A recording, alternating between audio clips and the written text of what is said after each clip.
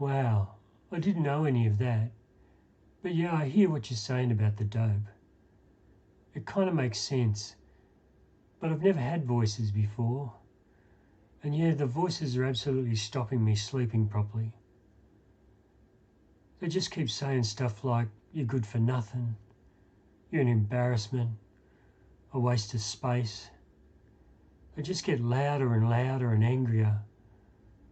I just can't stop them, and I can't really think about other stuff. Yeah, sure. Look, I get it. I can understand how that would be really distressing. But I also understand that I want to make sure that we focus on getting you back on track and doing what you like to do. So let's talk a bit more about what really matters to you. What do you value the most in your life? And what's important for me to know about you that might affect your care? Well, that's a bit deep. I guess my work is important to me. It might sound a bit strange, but I've always worked hard, and I like the physical aspect. It keeps me fit. The money's not great, but it's enough to get me by. I also love to play music with my mates, and we hope to get some paid gigs someday. Hanging out with the guys is fantastic, but they like dope too, and that's where it all started. And it's a big part of what we do together. It's when I feel most relaxed. My family have always been a huge part of my life too, but they don't really like me doing dope much.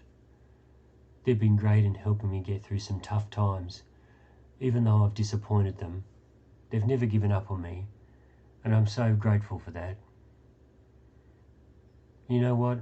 I like my dope, but I hate the voices. Okay, look, you've done a great job of thinking about what's important to you. And even better, it sounds like you're open to making some changes. You mentioned before that you like the physical aspects of work and that fitness is important to you. And yet, your use of cannabis and the lack of sleep, it's probably not helping with that. They seem to be working in opposite directions. You also said that your family don't like you having bongs and that family is huge to you. These things don't seem to line up so well either. Your recovery, it really depends on knowing what you want to change and what your priorities are. And this is where I really want you to help me make a plan to give you the best chance of getting better. So, to summarize, what matters most to you is work, your mates, and your family. Is that right? Yeah, too right. I don't know what I'd do if I didn't have my family and my mates in my life, and work gives me a reason to get up every day.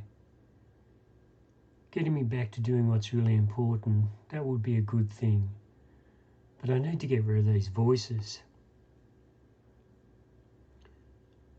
I think I'll try hard to cut back on the dope, if that has something to do with these friggin' voices. I'm really scared about not having it though. It calms me down a bit, and at least it used to. Okay. Look, let's talk about how to cope with the voices while you're cutting back on your cannabis. You know, if you cut back enough, the voices might be less frequent or even stop altogether. You're also going to have some options to consider before we make decisions about your future care. The medication you're on for the voices can really help, and it's important to keep taking them. But like all medications, they can have some side effects. So make sure you ask the doctor about that. They might also talk with you about any withdrawal effects from cutting back. And we can talk more about why you're experiencing the voices and maybe the reasons behind your substance use. It can really help to talk through some of the issues just to get some perspective and to weigh up some future actions. After that, we can set some goals to work toward the recovery that you want. But I want you to fully understand the pros and the cons of those options first, and then we can decide what might work best.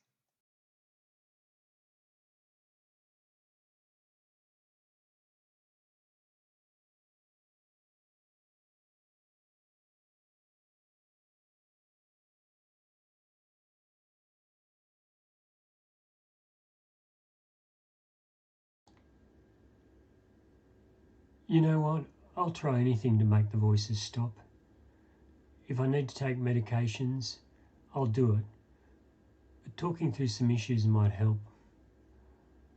I'll just ask the doc about side effects like you suggested, and I'll give the talking a go too. I'm super keen to get back to normal. All right. Look, let's give you a bit more time to go through your options. I'm always happy to answer any questions that you might have too.